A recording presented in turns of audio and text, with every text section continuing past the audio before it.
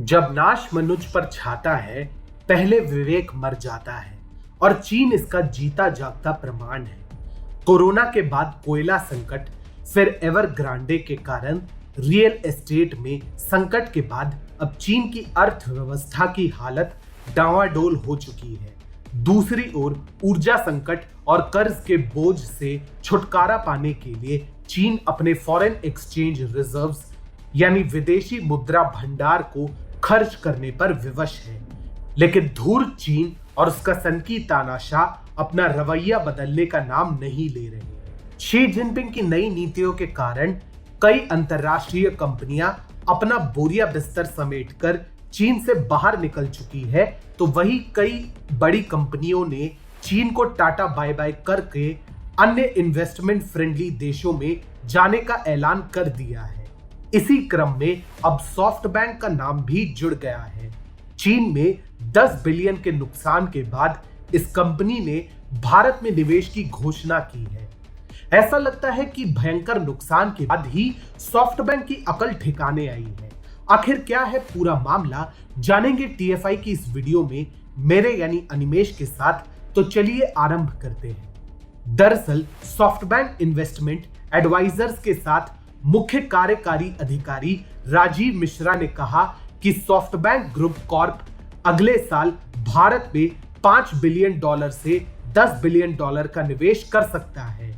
मिश्रा ने गुरुवार को ब्लूमबर्ग इंडिया इकोनॉमिक फोरम में कहा, अगर हमें सही कंपनियां मिल जाती हैं तो हम 2022 में $5 बिलियन से $10 बिलियन का निवेश कर सकते हैं।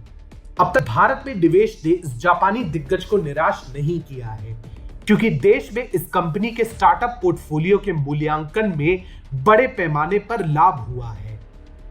बता दें कि सॉफ्टबैंक ने इस वर्ष भारत में $3 बिलियन का निवेश किया है, लेकिन अब कंपनी भारत में हिस्सेदारी और बढ़ाने की योजना बना रही है।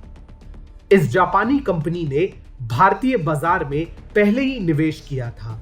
इस दिग्गज कंपनी ने ही ओला और ई कॉमर्स लीडर फ्लिपकार्ट में हिस्सेदारी ली थी।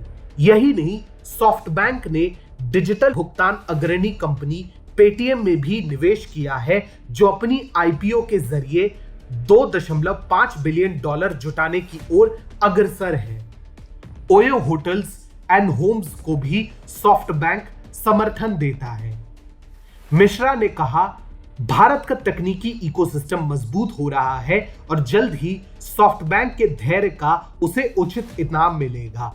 उन्होंने स्पष्ट कहा कि यह भारत का समय है। यहां ध्यान देने वाली बात यह है कि चीन में शी जिनपिंग के नए नियामकों से कई वैश्विक फर्म चीन में दांव लगाने से बच रहे हैं। नए नियामक कई उद्योगों में सौदों को नुकसान पहुंचा रहे हैं। कुछ दिनों पहले ही सॉफ्टबैंक ने त्रैमासिक नुकसान की सूचना दी थी। इस कंपनी को विजन फंड इकाई की पोर्टफोलियो कंपनियों के मूल्य में गिरावट के कारण $10 बिलियन का नुकसान झेलना पड़ा। ये किसी और कारण से नहीं, बल्कि तकनीकी फर्मों पर चीन के नियामक कार्रवाई के कारण नुकसान हुआ था। सॉफ्टबैंक के संस्थापक और मुख्य कार्यकारी अधिकारी मासायोशी सोन ने बताया था कि सॉफ्टबैंक तूफान में फंस गया है। सॉफ्टबैंक ने जुलाई से सितंबर तिमाही के लिए 397 अरब येन यानी $3.5 अरब का घाटा दर्ज किया था।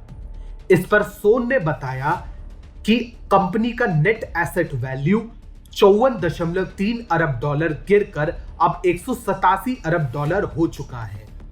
बता दें कि 20 वर्ष पहले मासायोशी सोन ने अलीबाबा में $20 मिलियन का निवेश किया था और इस कंपनी के 2014 में सार्वजनिक होने से पहले $60 बिलियन तक पहुंचा दिया था। हालांकि पिछले साल नवंबर से अलीबाबा को बाजार मूल्य में लगभग $400 बिलियन का नुकसान हुआ है। यह सभी को पता है कि जिनपिंग ने किस तरह से अलीबाबा और उसके संस्थापक जैक मा के विरुद्ध कार्रवाई की है।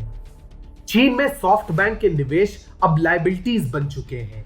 सॉफ्टबैंक का प्रमुख निवेश चीनी तकनीकी क्षेत्र में है और यह चीनी अर्थव्यवस्था के उन क्षेत्रों में से एक है जिसके ऊपर पिछले एक साल में चीनी कम्युनिस्ट पार्टी ने नियंत्रण स्थापित करने के लिए कई नियम बनाए हैं। इन्हीं कार्रवाइयों का परिणाम था कि अलीबाबा सहित कई टेक कंपनियों के मार्केट वैल्यू में गिरावट जारी है।